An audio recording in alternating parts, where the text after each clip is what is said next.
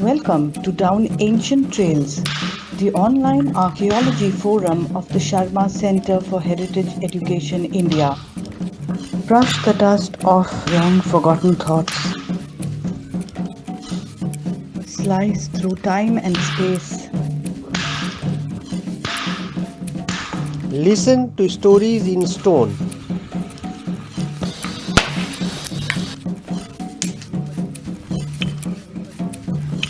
Whispers of voices lost in time. Build bridges across worlds. Curious minds reach out to the past.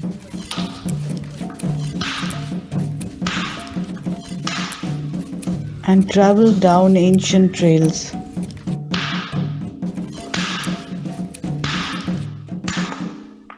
Able to see my screen? Yeah. Okay. So welcome everyone to this September series of Down Ancient Trails, and we are delighted that the first lecture and topic for this discussion is going to be by Professor Sheila Mishra. As you all know, we have been running this discussion and group since March, and we never expected it to last for so long, but thankfully it's still continuing, and we have had wonderful talks, and we'll have more in the coming months. So I really don't need to introduce Professor Sheila Mishra to all of you, but I will do so. She's not only retired Professor Deccan College, Pune, but also our teacher, and we've had a very, very long and wonderful association with Professor Mishra ever since we joined our MA. Most of you have done your masters from Deccan College or your PhD from there, and all of you will be familiar with her excellent classes and stimulating conversations. A little bit about her, you can read the rest on our webpage. She had a BA Honours in Prehistoric Archaeology from Simon Fraser University, Canada, and then MA and PhD at the Deccan College, Pune. She has worked extensively in Western and Central India, independent work in the Bhima Basin, Godavari in Maharashtra, and a long project in the Narmada Valley in Nimad region and elsewhere. Important sites which she has made path-breaking contributions at are Bodhi, Morgaon, Mehta Kedi, as well as Apegao, Kaundinyapur, Nevasa, and many other sites as well. And not only is she interested in Paleolithic archaeology, but consistently over the years, she has attempted to place this in a global framework. And all of us who have attended her classes or who have had discussions with her have been very, very inspired by her ideas, and we will hear them today.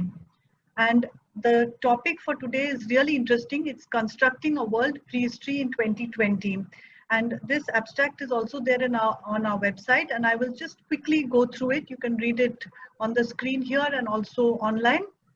She's takes us through the development of this of concepts in global in global prehistory through time.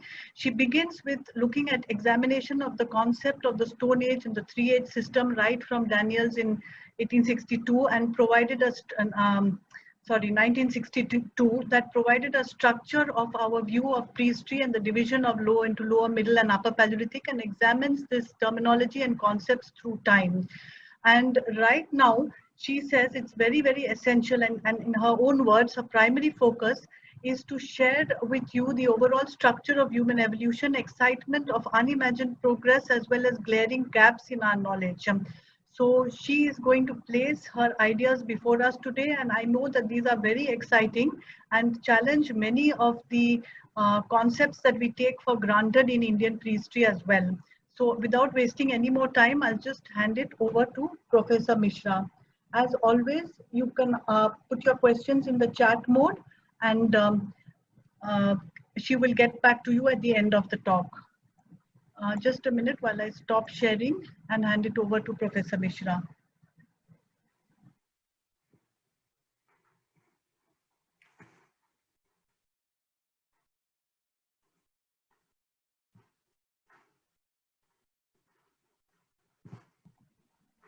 Yes, yes, it's come. Yep. I'm sharing now. Yes, yes, it's So, clear. I was a bit hesitant because this is quite different from the other talks, which have been very much what people are working on. But almost all the other talks, people had just recently published, and that is not my case. I have not recently published anything. And so what I'm working on, actually everyone was interested in meta query, and at some time I will definitely give a lecture about that. But actually what I've been thinking about since post-retirement, no, actually my whole life, is like you always have to think about what you're doing in terms of, you know, everything else. So every time you do some new work, you always are putting it into whatever is in your brain about what it means.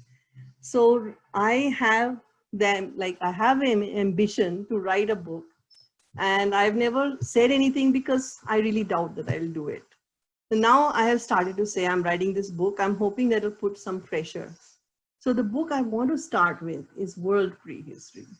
And obviously the first question is, you are an expert in India. What do you know about world prehistory, and why would let other people write that? Now, the reason I'm doing the maybe wrong order, what people would consider wrong order, is because you need that. Just to understand Indian prehistory, you need to know that. And what I see, there is a lot of, like, Indians don't really try to know anything what is outside of India. They don't put it into that. So now the second thing was that Dr. Sundara, he is editing some kind of a volume, and he had asked me to write a paper on what is prehistory, and the classification of Indian prehistory. So I took 2 years to write that article. It's about 20 pages long. So I reread everything, and actually I changed some of my own ideas about what was important, and I found some things were more important than I thought. So anyway, basically the whole prehistory, it was developing over earlier times, but it really gelled as a concept about more than 150 years ago in 1858, where this Evans and Prestwick and Evans kind of validated the association of stone tools, fossil animals in quaternary deposits on the Somme River at Abbeville. And actually for decades before that, that Boucher de Perth had been making these claims. But it was the validation by the archaeologist Evans and the geologist Prestwick, which really started it. So when I was writing that paper, there were a number of papers written in 2009 who were discussing that. So actually, if you see the abstract, I have kind of gone through that, like there's a 3H system. But when I was again for this lecture, actually the 3H system was not so significant for prehistory or for Paleolithic, because 3H system is basically, it's the idea of technological evolution, and Iron and Bronze Age have nothing to do with Paleolithic. So it was just, okay, so the whole thing is Paleolithic, it's before history. Yeah, it's all right. You have to go beyond it. Now, so you have, so basically there are two different streams.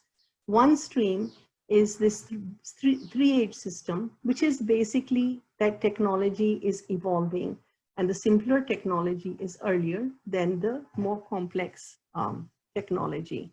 And this is taught in Indian universities. When I came here for MA, I had to learn about the 3H system. And I had done a BA in archaeology, in prehistory, not in archaeology. My BA was prehistory. And I had never heard of the 3H system. I don't know if you can believe that. Because in North America, 3H system, who knows about it? They have an equivalent thing, which kind of has the same technological kind of or cultural evolution, which is like Paleo-Indian, Archaic. So Paleo-Indian could be like Upper Paleolithic, Archaic could be like Mesolithic, Formative, which is like Neolithic, Classic is state level, and Post-Classic, like, all the empires and fighting and so on. So it is equivalent to the 3H system in some ways, but I had never heard of it. Now, the other stream is related to that whole moment of prehistory when it was kind of gelled in 1858, and that was related more to developments in geology. So in some ways, artifacts were considered I don't know, for me, some of the screen is disappearing under the pictures. Artifacts were considered in some ways like fossils, and even the term index fossil was used for artifacts.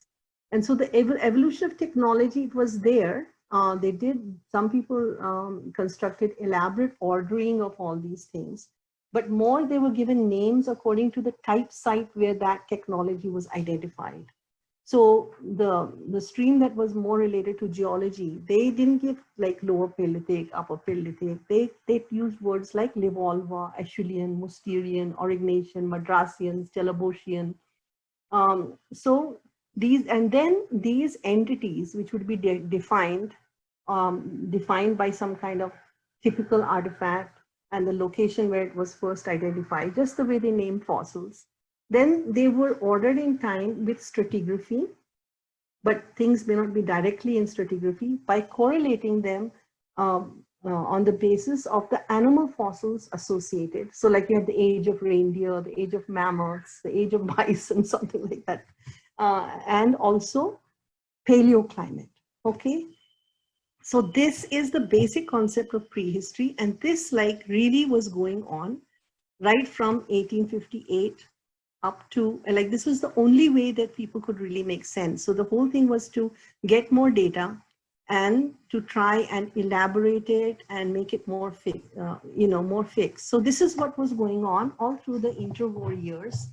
And at that time, the paleoclimate was dominated by the idea that there were 4 ice ages.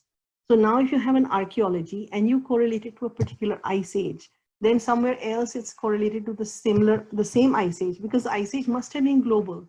So if it was the last ice age in India and the last ice age in France, then they must be contemporary to, like, in some general way. So this was this paleoclimate was the basic thing that they were using for correlation. And the most elaborate work was done in France on the Somme Valley terraces. Now the Somme River terraces and gravels, they are equivalent to the Thames River's gravel and terraces. In fact, like the Thames and the Somme are 2 tributaries of the same river which would have flowed in the British Channel. So this correlation is completely, logical. But they don't have many caves, important cave sites in Britain. So this is why France was more important, because there were a lot of caves and these were excavated. And in fact, most of the prehistory was based not on the river gravels, except like, okay, so Acheulean, they had most of the hand axes did come from the river gravels, but everything after Acheulean was really from the caves. Now, from those 2009 papers, which I told you about, this is where I was reading that the Cambridge archaeologist, Miles Burkett, who was, he held the post of prehistory at Cambridge. He was very much influenced by Abbe Breuil, because he went to France and he used to he spent a couple of summers with him where he kind of imbibed like the concepts that Abbe Breuil had. And this is the ideas that he promoted in his teaching. Now I was sort of thinking, okay, so there's a 3-age system as a kind of global scheme. But in fact, even at this stage, they realized that all these are local, that they would use like Mousterian, Livolva, Aurignacian, they were used in the Middle East. But Abbe Breuil, he was a real connector of people, and he traveled to South Africa. He also traveled to East Africa, to Ethiopia, and to all these places, and everywhere he would meet everyone, look at everything, transport artifacts back to the Institute of Human Paleontology in Paris, where all those collections still are. And he was a kind of link between everyone. So this was kind of the state of this global prehistory at this time. So in a way, they did have a kind of scheme based on like correlating the climate, and also in a general way, what is Lower Paleolithic, Middle Paleolithic, Upper Paleolithic. But on the other hand, already through that time, the complexity of the record was already quite clear. So you can see Miles Burkett, he didn't actually use these words Lower, Middle, and Upper Paleolithic when he looked at the Indian material, Comedian Burkett paper. That was, yeah, this is the same Burkett. So he used series 1, series 2, series 3, and then let's find out how it goes. On the other hand, Bruce Foote, he had used the words Paleolithic and Neolithic and applied them to the Indian material. So anyway, I've just put down those references as the antiquity. It was like a sub-issue of that volume. And then they had a whole volume, the Lithic Studies Society. So these were quite interesting to understand all this background. Now, how does the Sankalia connection come in? This was the time when Sankalia did his PhD in London. And actually, he didn't go to Cambridge. He didn't interact much with the Cambridge people. He was trained and he did his PhD at the London Institute of Archaeology. And I have a feeling that was a very important thing because they were not so interested in global things. They were interested in the data and the methodology. And this is what he learned. But in Sankalia's autobiography, he says that he learned all this prehistory from this Krishna Swami, who had done his PhD under Miles Burkett. So ultimately, Sankalia also imbibed whatever was the global view of prehistory at that time. Miles, Abbe Breuil, Miles Burkett, Krishna Swami, and Krishna Swami has given the whole dose to Sankalia. So now the thing is, in this period itself, any kind of really global synthesis already had broken down. So the first thing that they found, in this same period, was that the lower Paleolithic is already very diverse. So this was the concept of the Movius line.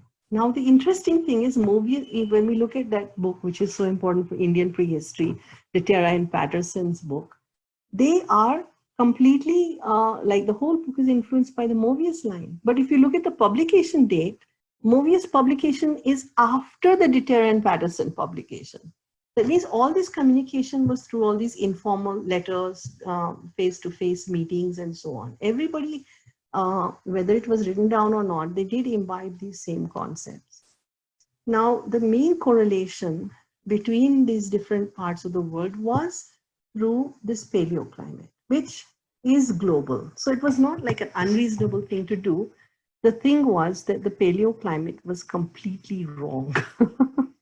And this was because the whole sequence had been built up by observations of the glacial deposits in Europe and a little bit somewhere elsewhere. And they thought that they could stratigraphically distinguish like 4 glacials. So they thought there had been 4 ice ages, and they correlated the human cultures to, whichever ice age it belonged to. Now, after Second World War, it was actually, a lot of developments in archaeology are related with technology. Technology. So it was after this time that the first continuous records of quaternary climate came out. And this was the oxygen isotope stratigraphy from ocean cores. So now when you got a continuous record, it will be another lecture to talk about this, but this has become absolutely standard. They found that where they thought there were 4 glaciations in the entire quaternary, there were there were 7 interglacial cycles just since the lower Pleistocene, just in the middle and late Pleistocene itself. So this showed that those paleoclimate, all the correlations based on paleoclimate, they were completely just had to be rubbished. Now, you can see that this whole correlation by paleoclimate is coming back, because now this oxygen isotopes stratigraphy, they call it, actually they say MIS. You'll see this everywhere, MIS3, MIS4, MIS7, MIS11. Now these are marine isotope stage, and the odd ones are warm and the cold ones are even, because present is number 1, MIS1, and it is warm. So you just it alternates as you go back. So now people are again using this same thing, okay, let us look at MIS4 sites. Let us look at MIS5. And usually if you see areas where the data is well studied, they're usually identified as belonging somewhere correlated to this paleoclimate thing. Now, I think probably the first real like global prehistory was Graham Clarke, who was a successor of the prehistory chair at Cambridge to Burkitt. And in 1961, and he wrote World Prehistory, an Outline. And in 1977, he wrote World Prehistory, a New Perspective.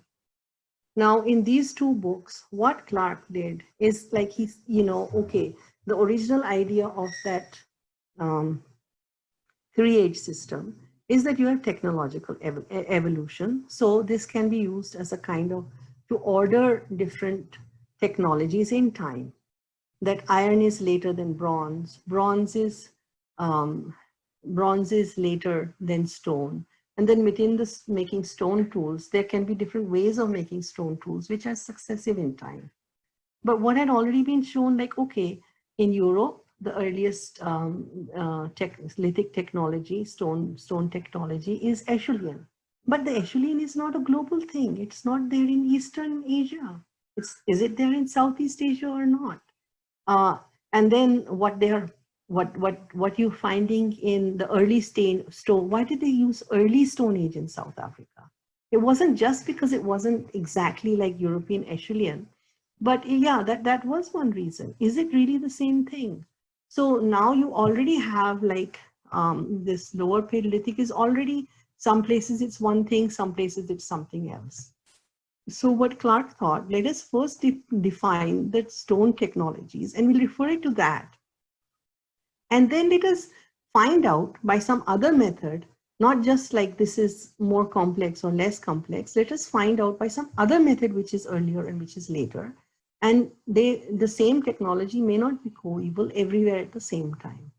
So this was very nice for teaching. And that's why actually he did it, I think. But if you contrast World Prehistory of Graham Clarke, and after that there was really no World Prehistory. Then you come to Renfrew and Bahn, 2014, the Cambridge World Prehistory. And this is something like, it's not a synthesis, it's a encyclopedia. Okay, now I didn't get this from Clarke's book because it's in the library, couldn't access it. But this John Shea, 2016, he's also updated the modes. So he has made this figure. I just copied it from his book. So this is like archaeological stratigraphy. So you have index fossils, pebbles, pebble cores or pebble tools, then your, what we would have called Acheulean prepared cores, blades, and microliths, okay? So these are the 5 stages. The first 2 of these things are both lower Paleolithic. So this was the basic problem with the lower Paleolithic, that you had the hand axe industries and the non-hand axe industries. Then you had middle Paleolithic, upper Paleolithic, and Mesolithic. And then you had these names after sites. And then this is the equivalent in Clarke's modes. So this is a very nice table which Shea has made. And then Ambrose has also proposed a very similar thing. I was surprised. I just went to his paper because I know that he has the illustrations in that paper. This paper is published in 2001 in Science and Paleolithic Technology and Human Evolution. So he has also proposed this 4 modes. This is mode 1, mode 2, mode 3, and mode 4. So it is very similar to Graham Clarke's modes. But Graham Clarke's reference is not there in that paper. I was surprised. Anyway, so this gives you an idea of what they're talking about. Okay, so this mode concept, I read those books of Clarke's. That's when I was just, getting from BA to MA level. And it's a very nice, simple concept. And it is really very good for teaching. And I did use this in teaching a number of times. But then it just does not work. And so like, no matter how nice the scheme is, like that's the ultimate test. If it doesn't work, if it doesn't fit.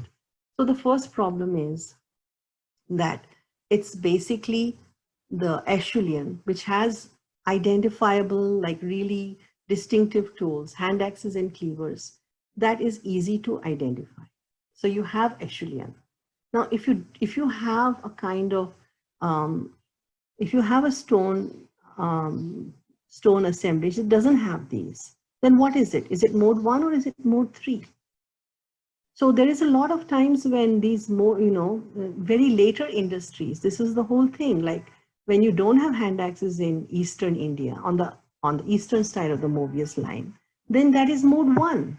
So the mode 1 in Eastern Asia is equivalent to the mode 2 in the rest of Eurasia and Africa.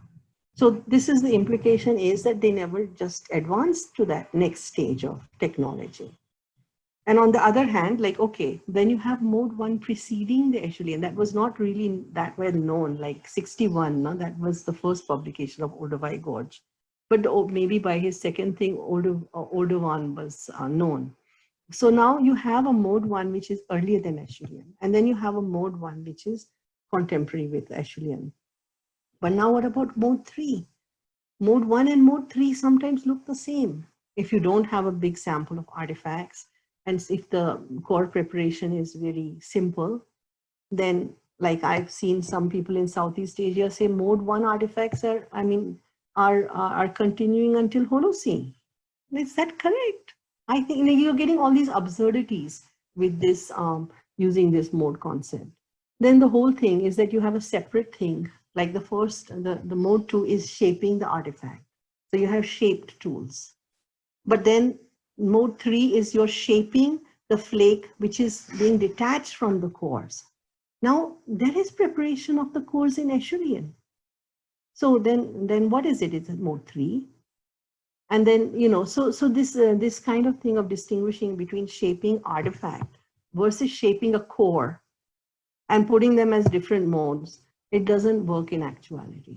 So and there was a lot of confusion of mode 1 and mode 3. And then mode 2 is not just about hand axes and cleavers. So I think this mode concept does not really work. And basically, if you look at it, the people who really used mode concept, they're the ones who are not archaeologists or not Paleolithic archaeologists, because Graham Clarke was not a Paleolithic archaeologist. He was in Mesolithic. And then this has been revived and promoted by Foley and not Meher, I'm sorry, it's Leher. But this mode has been a bit taken seriously by John Shea. And he has a book, Stone Tools in the Paleolithic. Oh, wait, no. This is the wrong one. I'm sorry. This is 2013. He has a book in 2016 in which he has proposed that there are modes A to I. So it's A, B, C, D, E, F, G, H, I, means there are 9 modes. And I think that, okay, I didn't really understand how he has distinguished the modes, but they're not really successive. Anyway, let me see. I've taken another illustration from his book. And this is his mode A, anvil percussion, mode B, bipolar core reduction, mode C, pebble core production, D. So he's looking at the ways in which flakes are being detached from the cores. So A, B, C, D is retouching. E is bifacial shaping. F is bifacial, okay, bifacial hierarchical core reduction, unifacial hierarchical core reduction, and then ground tools and ground stone tool production. So I don't know, I didn't really find this very useful, but when I took out these illustrations from his book, there's a lot more in that book. I will read it. He has much more to say, and some of it is probably something we should consider. He is a pretty serious student of lithic technology. So both the 2013 book and the 2016 book, these both books are there. Now, why do we need world prehistory? We need to be able to, a comparative structure to be able to relate to each other. So it's so much data, it's so difficult to absorb. I spend all my time just collecting new references, and I'd hardly read any of them. So like recently, I just tried to sort out, okay, let me take one topic, Neanderthal with a T, Neanderthal with an H, Neanderthal without an H. And I went through Google Scholar, and also like, do I have it in my EndNote? You look at what 2011, 216 references, 212. This was when the first genome was reported. 177, 159, 134.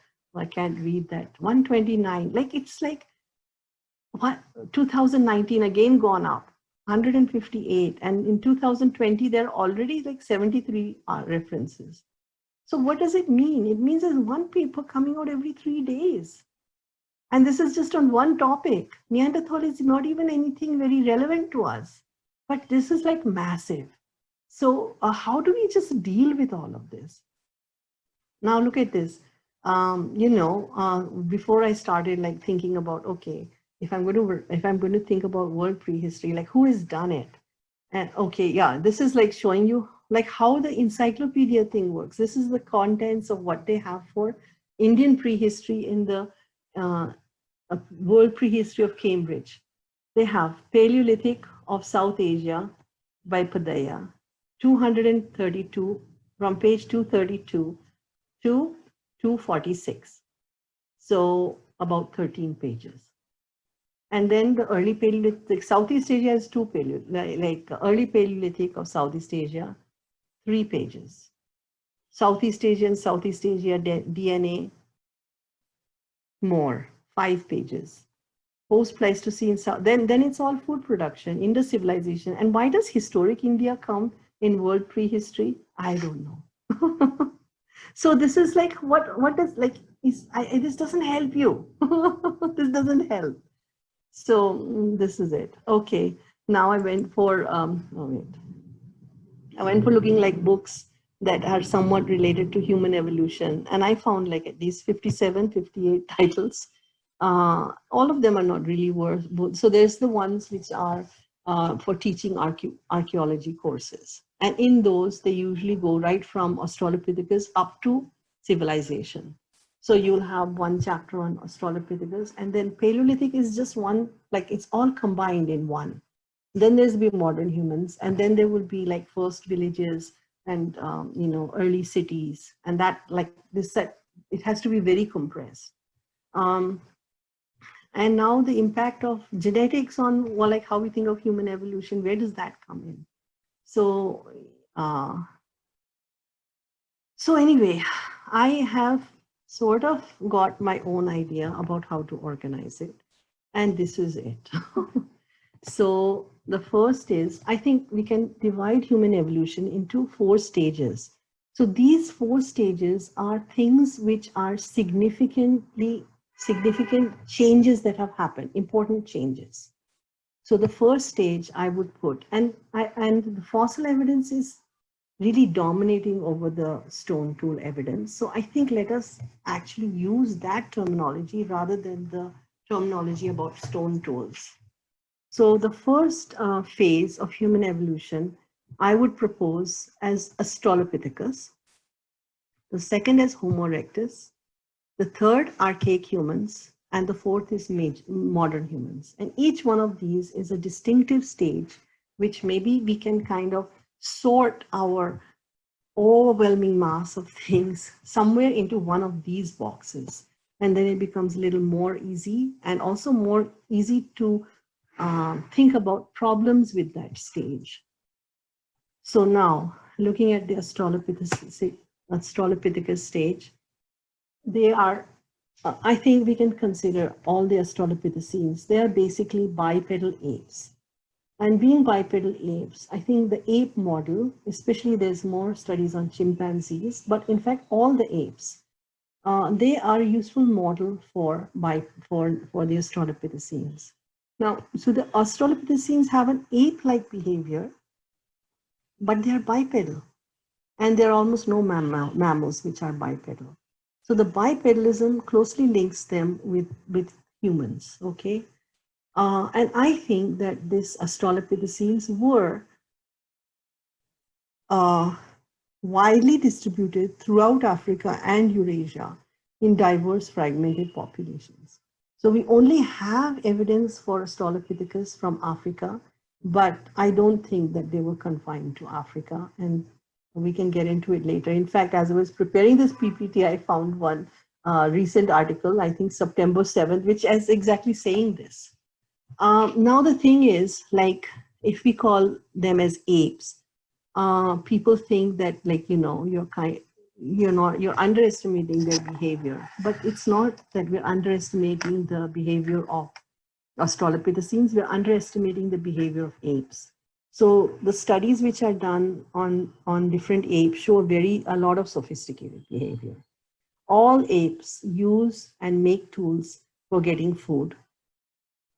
I think this was true of Australopithecus. But only thing is that the Australopithecines, only some populations of Australopithecines were making stone tools.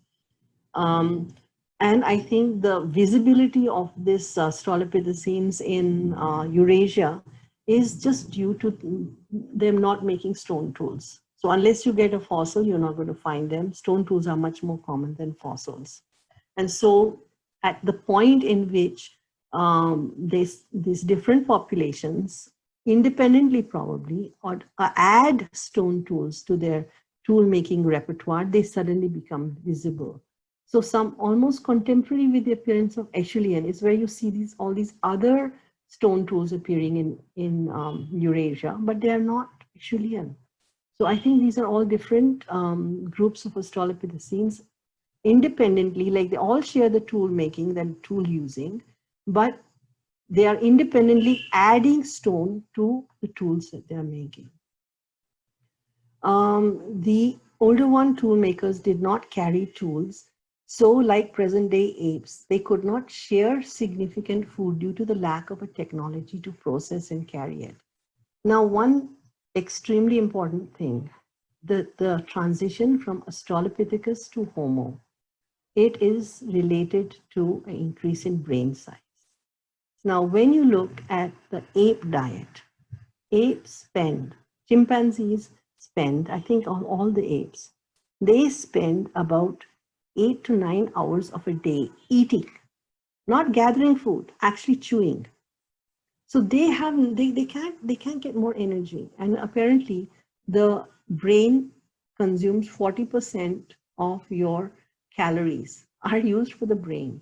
So apes, basically, it is impossible for them to have a bigger brain unless they eat more energy-rich food.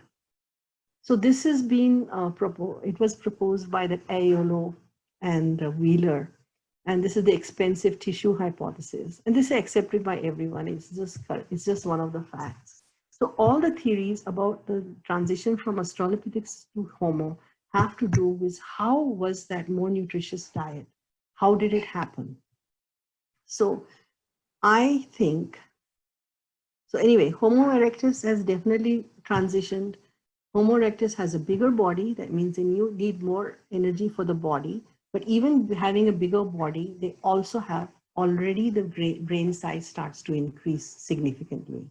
So all through the Australopithecines, the earliest ones are like 3 million years old, and the youngest ones are like 2 million. Over that 1 million years, yeah, there is a slight increase in the brains, a reduction in teeth. Body size doesn't change that much throughout that Australopithecine thing. So they obviously are still constrained by the ape diet. So there are, there are so many theories, and meat eating has played a big role, in which people think that it was only with the higher calories and nutrition of meat that this transition could be made. But I don't really agree with that, because in fact, the earliest tools, like as coeval with the earliest stone tools, you have cut marks on bones. So meat eating was a part of Australopithecine thing. It's a part of even present day apes. Chimpanzees have been shown to hunt small monkeys and eat them. It hasn't hasn't allowed them to have bigger brains.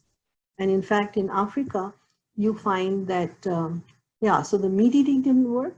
And vegetarian diet also didn't work, because you have in the later part of the Australopithecine story in Africa that this Australopithecine, or they call it now Paranthropus boisei, in East Africa, is actually almost on a grass herbivore, completely herbivore grass diet, and develops these enormous teeth and tiny brains within a massive skull.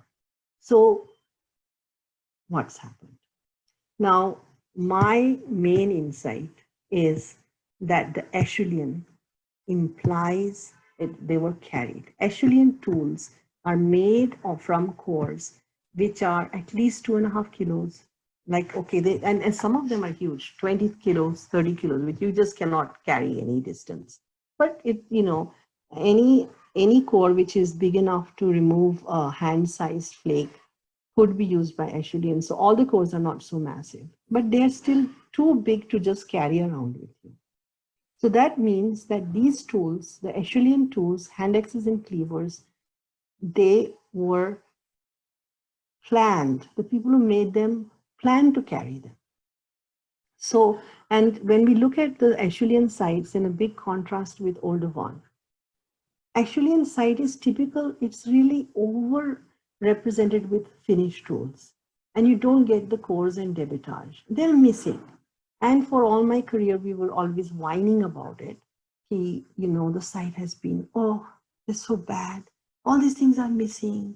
Kisne leke gaya? So, but then I was like, finally one day I was just getting like really irritated. Like, how is it possible? Like, especially in Oldowan, when they started to excavate Oldowan sites, oh, the archaeologists are thrilled. 5 by 5 meter ka jo trench hai. In those trenches, they will find everything. Like, okay, they may not refit everything, but when you look at the number of flakes and the number of cores and the number of scars, then they say, oh, everything's there. This site has not been disturbed. No, wait a minute. What happened?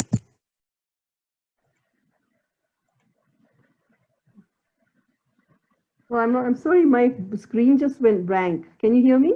Yeah, we can hear you. Okay. Yeah. So somewhere right at it just went blank. Yeah. That's okay. Now we can see the PPT. Yeah.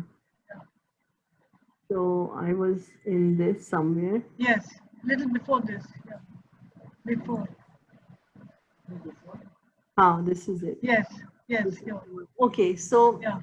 The thing is, like the older one, it's. Can you make it full screen? Huh? Oh yeah, make it. Yeah. So the older one has complete chain operatoires, and the Acheulean always has fragmented chain operatoires. So I think that this is due to the change in behavior. So in fact, when you look at the early Acheulean, the flaking is not complex. I don't think that shows lack of intelligence. In some ways, like you see, it's so elegant. With 3 blows, they make this perfect tool. But what is really the important thing is the size of the tools and this fragmented versus complete chain operatoires. So what does it mean? So when you excavate an Oldowan site and you find that the cores, the flakes, everything is in the right proportions, that means that the Oldowan people didn't carry the tools. They made, used, and discarded the tools in one place. Whereas the Acheulean people made, used, and discarded the tools in different places because they carried them. Now, I'm building up my story. Maybe it's a house of cards. So this is the first card. On top of this card, I'm putting the next card. Did they carry it? Did they okay, how did they carry it? They had to have a bag. They had to have some technology for carrying. Maybe it was a screen, maybe it was a skin, maybe it was some kind of bark, because this is another interesting thing I found out, that tropical people, before agriculture and cloth and so on, they didn't wear skins, they wore bark. So all through every tropical region has these different species of figs, and that bark can be removed and it can be beaten and it can be made into cloth. So maybe these people were actually using some kind of things like this to make something in which you could tie up, you could collect stuff. So we don't know. And whatever container they were using, it must be organic. I really don't think we'll ever find it. But we have to see, and that's another of my pet anyway. So they had to have containers because they carried the hand axe. I don't believe they would have just held on to that hand axe for 15 kilometers and so on. You need your hands. You can't just keep it like just to hold on to one tool and keep it like that. You need somewhere to put it. Now the thing is like, which came first, the bag or the hand axe? So I think the hand axe is a consequence of the bag. Because they had a bag, then they put in the tool. They didn't invent the bag so they could carry that tool. So they must have needed the bag to collect food. What kind of food? Is it animals? No. It has to be some kind of vegetable food. So I actually, in one abstract, which I sent, I didn't attend, I called this technology-aided vegetarian diet. So the vegetarian diet of Australopithecines in Africa, that Paranthropus boisei, was a non-technology-aided vegetarian diet. That leads to bigger teeth and smaller brain. But if you're using technology to increase the nutritional content of the vegetables you're eating, the vegetarian things you're eating, then maybe this can give you a more energy-rich diet. So what kind of things would be in technology-aided vegetarian diet? First of all, collecting the more nutritious part of the plant. So collecting the seeds. So these are all small things. That's why you need the bag. You want to collect nuts. That's what that McGrew, who's talking about chimpanzees, and he, that Glenn Isaac had made this big thing, like apes don't share food, but early humans shared food. So this is the big difference between apes and humans. Now, the person who studies chimpanzees, he was like, no, that's not right. Chimpanzees share food. They don't have enough that it's significant. So he said, like a mother chimpanzee, they'll break a nut and put one nut in their baby's mouth. That's sharing. But that she doesn't have a technology to collect 1 kilo of nuts, in which case that sharing would be significant. So it's the collecting that's important, not the sharing. So you need a technology to collect. So I think, so one is like collecting the more nutritious parts, maybe processing them, like you need to break the shells on some nuts. You need to, maybe you increase the digestibility by pounding them. And I actually think that probably cooking is an important thing. And this, we do have some evidence of fire. This was another of the lectures which was in this series where Shazan has talked about Wonderbrook Cave, where at almost 1 million years they have evidence of fire with Acheulean technology. So it's quite possible that fire is part of this vegetarian-aided, technology-aided vegetarian diet. So now the thing is that if you're consuming vegetables and processing them, then so many other things. There's the grandmothering hypothesis, the Wangram fire. Now, I don't think that, this excludes meat eating, but it doesn't like require the meat eating. So since we have cut marks on bones from like right at the beginning of the older one, probably animals were being consumed, and a lot of animal protein is consumed by gathering. If you look at all the chimpanzees, every single group studied eats ants, and they use technology to fish those ants. So it could be small insects, it could be birds, it could be small fish. It's not necessary that everybody was eating elephants and horses and mammals and things like that. So I'm sure, this technology-aided vegetarian diet hypothesis doesn't exclude meat eating. But the thing is that now it becomes much a more secure kind of nutrition. You can have a higher population density. So like, that's another thing. When people talk about the density of hominins being so low, no, like you just look at their trophic level, So Neanderthals were like high food chain carnivores. So they would have been as rare as like other such carnivores like lions and tigers and things like that. But when you look at if a lot of the diet was vegetarian, if in hominins, then they would have been more common. So I would just think like, okay, look at the density. Humans in India would have been less common than deer and more common than tigers.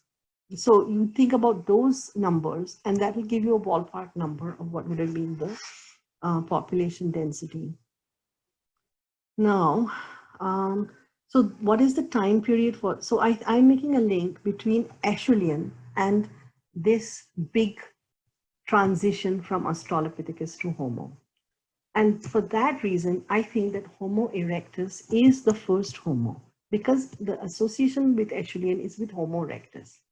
And so now, like, because there's so much like focus on Africa, they're calling a lot of fossils in Africa early Homo, even though they're not associated with Acheulean. Acheulean in Africa enters with Homo erectus. I mean, okay, enters with, that's maybe, I can't say that, but the appearance of Acheulean and the appearance of Homo erectus in Africa is very synchronous from South and East Africa.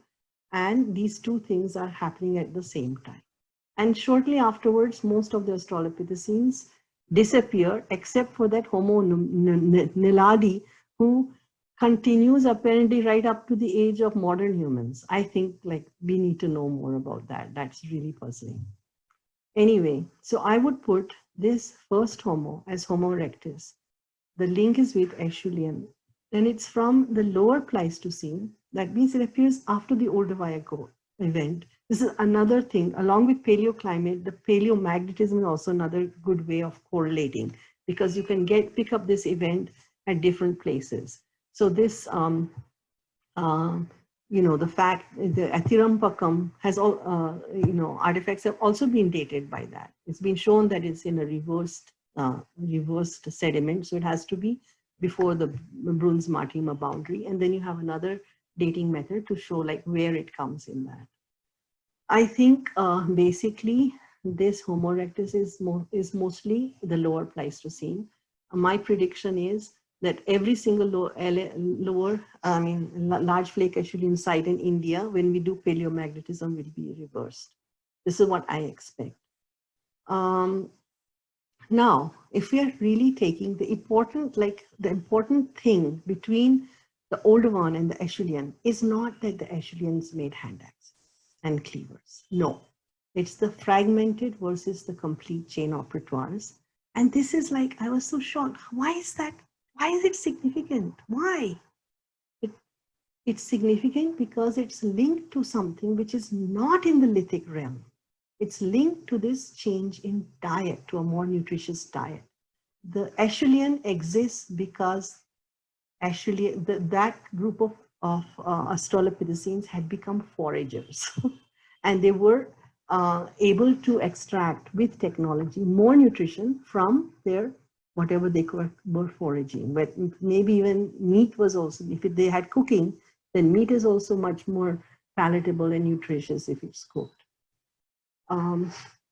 So I think that this distinction between fragmented chain operatoires and non-fragmented and complete chain operatoires, that can be used easily to distinguish between the pre-Acheulean mode 1 and the contemporary to Acheulean mode 3 or whatever. So I don't think that many of these flake and core industries, which are considered maybe mode 1 in Southeast Asia and China, they should not, I don't think that they have complete chain operatoires.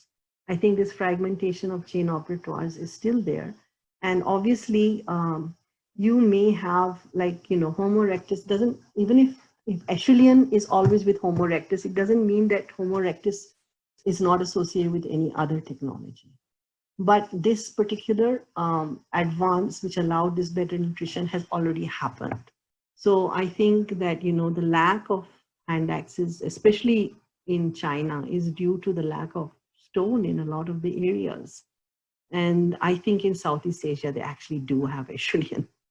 Now for this Homo erectus, there is no human or ape model. There is no living animals or humans that we can study to understand how their behavior is.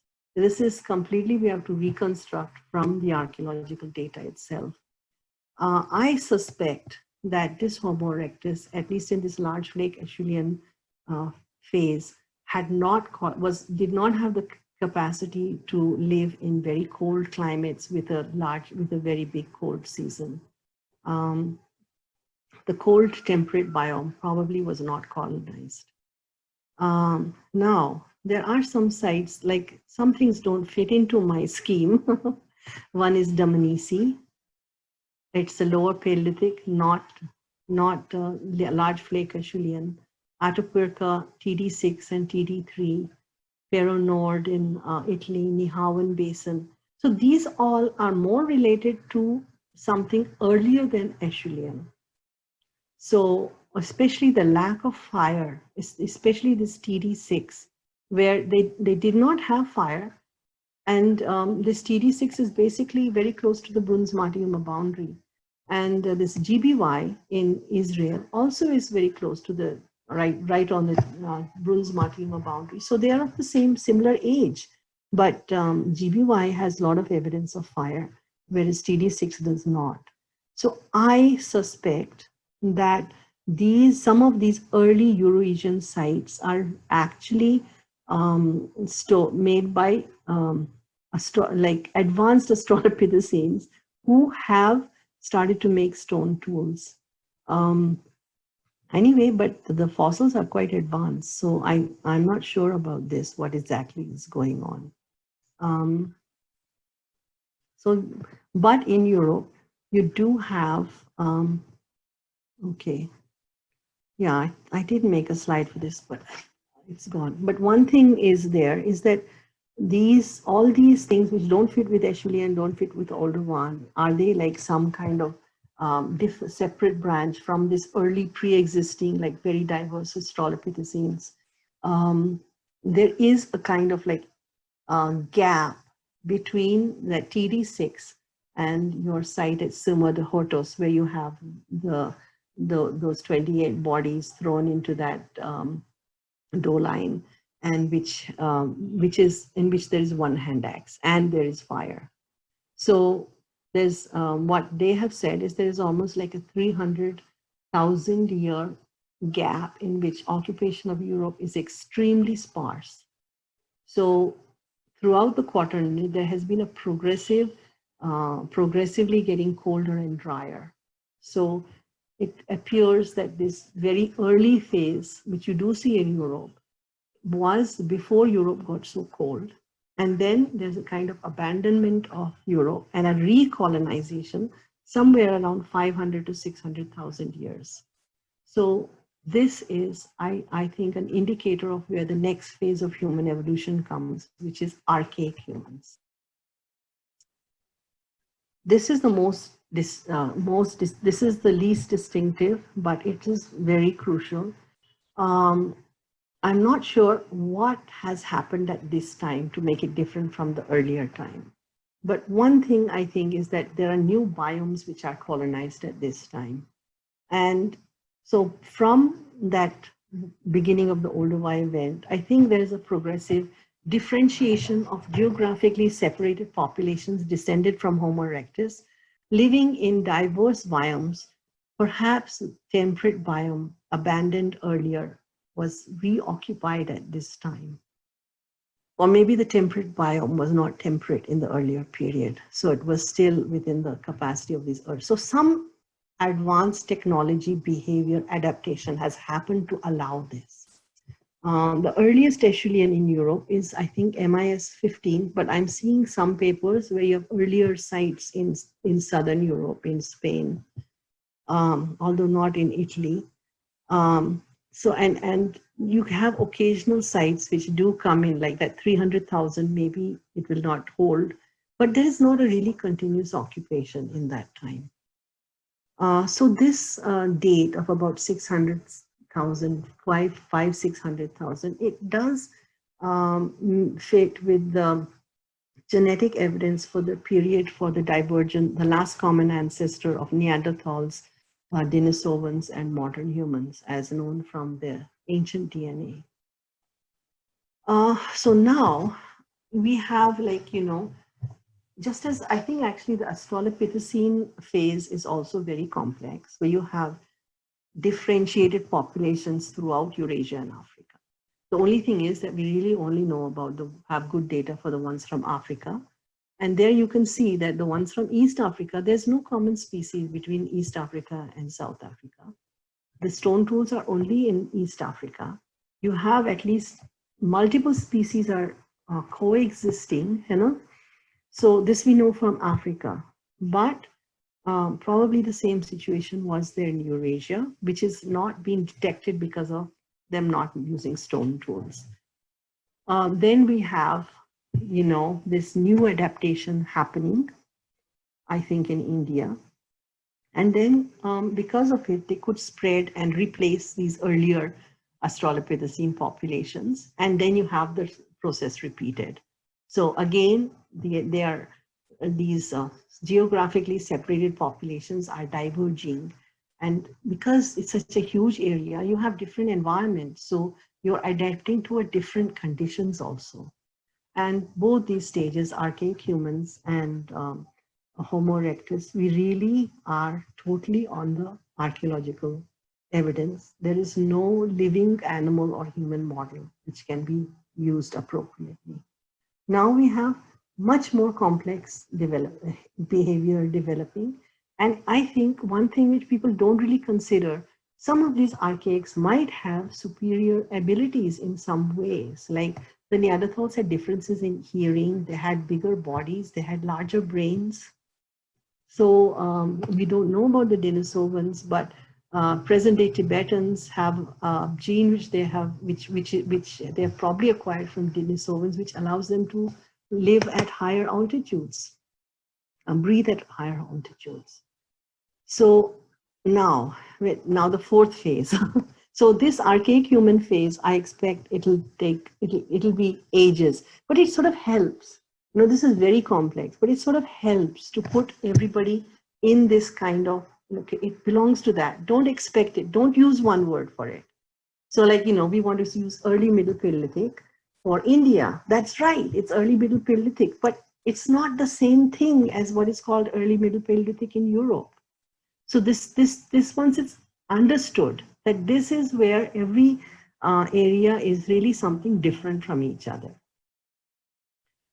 So now on early anatomically modern humans, they appear from almost 300,000 years, and they're found not only in Africa, but also in the Eastern Mediterranean. So the, you know, we were going on, like there was the sites from Herto and two sites in Ethiopia, where you had modern humans at about 200,000 years. Now from Jebel Erud, they have, I've put 300, I didn't look up the paper, it might be more than 300,000 from Jebel Erud, around 285,000 or something from Mycelia Cave, and then this new site in Greece, which is also early. So now the earliest modern humans, they're not just in Africa, and rather they're in Northern Africa. It's a Mediterranean phenomenon of modern humans. They are anatomically modern humans. They can be distinguished from Neanderthals and other archaics on the basis of the fossils, but the stone tools do not really show, they're not distinctive. I mean, they are distinctive, like there's so many different varieties, but there's not something like that you could say that these stone tools means it's modern humans. There's no correlation. So like you have in the Jebel Erud, you have points, prepared core, some kind of such blades, some blades. And this is like everywhere. You have like the development of these points, you have the development of retouched flake tools, you have different prepared core techniques, including like one of them is blades. And this is everywhere, whether it is Neanderthal, modern human, everywhere in this time period. So it's not that they're the same as each other, But generically, all these things in different forms are found everywhere. So you wouldn't be able to say on the basis of the tools that this is a modern human. So they were using this word anatomically modern human. And it's sort of not used as much now. But like, is there like the earliest representatives of this branch? Maybe their behavior was not the same as present day modern human behavior. So the first consistent modern behavior, some episodic occurrences are earlier, is the Huisenspoort in South Africa belonging to MIS4. And MIS4 is between 75 to 56,000. So I had thought that the Huisenspoort was between like 60 to 56,000 as some of the earlier papers. But from Ambrose's paper, he believes that the Huisenspoort goes right back to the stage 4, 5 boundary, because this cryptotephra from the Toba, youngest Toba tephra, has been found within Huisenspoort levels at pinnacle point. So that is like, 75,000, which is when the Toba eruption happened. That's basically the boundary between stage 5 and stage 4. So this is where, like in the Huisenspoort, you have blade technology, you have microblades, you have backing, you have areas of bedding, you have heat treatment of the tools, you have hafting residues, you have decorated items. So this is, and it's there in such a, it's there so consistently. So this is like modern human behavior. So what does it mean? Like if from 75,000 and then the replacement of other archaics happened maybe by 40,000 years. In fact, another of the talks in this series by Tom Higham, he has placed that the replacement happened between, I think, 39 and 41,000 years. Although he said like there was still a transition of 5,000 years for the replacement of Neanderthals. Now, so 40,000 from 75,000 is over, it's at least 50,000 years of coexistence between moderns and archaics. So this process, now I think modern humans can be used as a good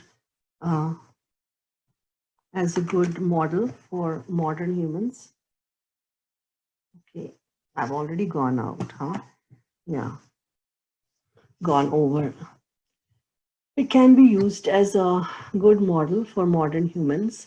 And I think that this anthropological studies, which show how studied different present day human societies, and you have groups of foragers, people with chiefdom level of society, early, like horticulturalists, then, state level society, empires.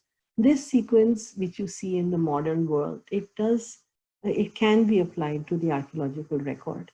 And you see it evolving because the more simple forms of social society, the smaller scale societies, they appear earlier in the record, and then successively more complex societies emerge in the archaeological record. Although I think the capacity was there, because you get some very big surprises, like pottery was supposed to be Neolithic. Now the hunter-gatherers in East Asia were making pottery at 16 or 18,000 years ago. And then we find that, hunter-gatherers in Turkey, that site of Göbekli Tepe, they have, monumental architecture at 12,000 years. So all these sometimes, very unusual and surprising things are being found. So it's not necessarily that, at any time, one of these more complex forms of society could emerge if the other conditions were right. So, okay, now we can apply this to India. We don't really have very good evidence for Australopithecus phase, but I think at some time ho jayega. Then for this middle phase, like we have recently shown, there's a huge gap. Akhilesh and Shanti ka paper on early middle Paleolithic dating it. And I have suggested that the Samnapur site is older than MTT. So that means we're already in the post-Tertullian time by 500 years.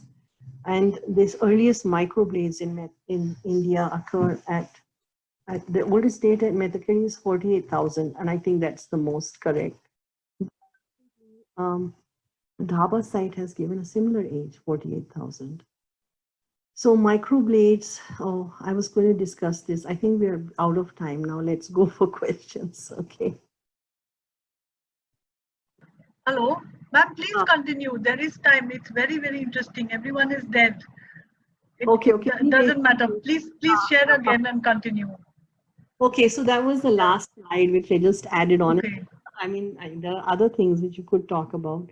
But basically, when I was writing that paper on, when I was writing this paper on Methakeri 2013, what I realized is that, I realized from talking to Claire, that when I said microlith to Claire, she didn't realize that I was talking about blades.